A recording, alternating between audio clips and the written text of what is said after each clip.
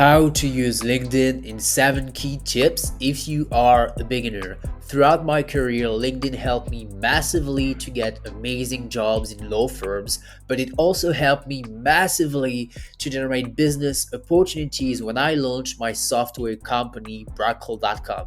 So, in this video, I'm going to show you how to leverage LinkedIn, especially by optimizing your LinkedIn profile, but also how to engage with people on the platform so you can be super successful. So tip number one is that you want to treat your LinkedIn profile like a landing page. As you can see right now on my LinkedIn profile, I have a profile picture that is very well organized and that matches the branding of my company, Brackle. And if you are watching this video and that you are a doctor, an engineer, or a lawyer, you probably don't want something as casual as me. But the thing you need to understand is that you need to look professional and that how you look should match your industry. And as long as you do this, you will be fine. And what I'm saying to treat your LinkedIn profile as a landing page, just imagine that there are going to be hundreds, thousands of people that are going to look at your LinkedIn profile. So the first impression is the most important. And when they're going to scroll your profile, you want to put as much value, as much data as possible. And so if you're running a business, you want to have call to action to click on your links. If you're not running a business, you want to add really extensive insights on what you've done throughout your career in different jobs so that people can read about this and so that they can see if you're good talent or not. If you have licenses, certifications, put it. Good education, put it. Like put as many things as you can so that you're going to satisfy recruiters and also potential customers if they see that you have a very good track record. Recommendation is also a very good thing if you think about your LinkedIn profile as a landing page. It's the things that are going to create trust, so always try to do it with like past colleagues or clients that you got along the way. Like don't try to fake it. I think like fake testimonials, you can really spot it very easily. So just ask proper clients. You don't need like hundreds of recommendations. Just one or two is fine to put value on your profile. So that was the first tip. Second tip is to work on your LinkedIn headline. If you don't know what the LinkedIn headline is, it's the sentence just below your full name. And this is what people will see about you on LinkedIn when you like and comment posts. So, beyond your full name is the thing that people will see the most. So, you want to go for something that is very short, that explains what your role is in which company.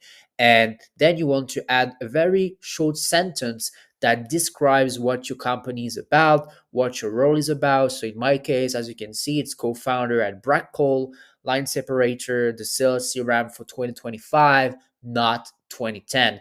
And that way, as a business owner, I give to people what the value of my product is. So it's a soft pitch.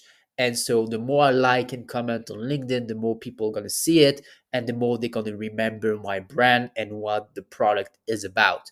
So if you want to learn how to craft a LinkedIn headline for free, you can go to Brackle.com. And if you go to the tool section, I will put the link in the description of that YouTube video. You have a free tool where you can describe what your role is about. You can describe your company and you can describe as much as possible what your company does, or it can be like your school, it can be your master's degree, whatever. And then you can use that to craft with AI for free your LinkedIn headline. So that was tip number two. Tip number three is to turn on the creator mode. The creator mode is basically the mode where by default people will able to follow you instead to connect with you on LinkedIn. But the thing is, you want to do this because it will enable like the featured section that you see right now. And depending on where you are in your career, if you are a business owner, if you are a lawyer or whatever, essentially, if you are selling something online or physically, what you want is to enable the featured section because from there, you're going to be able to add call to actions to your service or to your product. So in my case, you see I've enabled that feature. And when I click on the edits, I have a bunch of links where it's my website, the demo video of my software. Then it's a LinkedIn post that worked really well where I closed like a gigantic company. Then I have like a viral LinkedIn post that was in French back in the day, where essentially tells my story, and people, it creates like a big amount of trust because they see how much engagement it got, and they see the story, how impactful it was. And so essentially you want to leverage that section of your LinkedIn profile again to think like it is a landing page. So you want your LinkedIn profile to convert, whether it's for like recruiters to contact you, whether it's for like business opportunities. You want to really transform that section so that you have call to actions.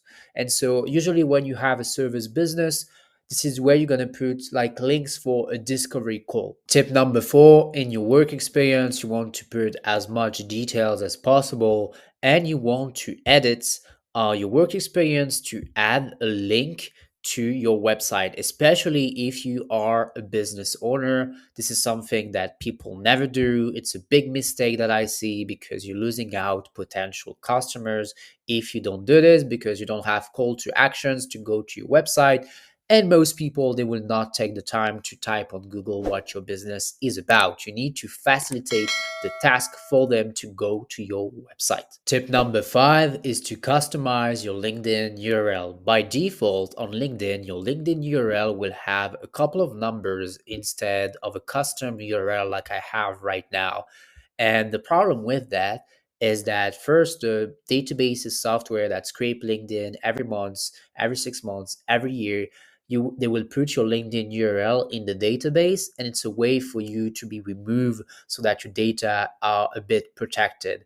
The second thing is that having a customized LinkedIn URL just looks more elegant. It's easier to put it in your resume. It's also easier to be like reference in the LinkedIn search, because if you use specific keywords and you want to be found out by recruiters or by potential customers when they type something in the LinkedIn search bar, thanks to LinkedIn SEO, you will have potentially, depending on the scenarios, you will be higher in the ranking when they do a search. So customizing your LinkedIn URL is very helpful for different reasons. Tip number 6 is that when you post on LinkedIn, you want to preview how your post is going to look like on different devices like mobile, desktop, and tablet. And so that's where you're going to be able to optimize your LinkedIn post with for the see more button. This is very important to get a better reach, to get people intrigued with your LinkedIn post. And so if you want to take LinkedIn seriously at some point and posting content there, this is an important part. And again, this is a free tool. I will put the link in the description. Tip number 7 is that if you want to control your LinkedIn feed and to never miss a post from your LinkedIn favorite influencers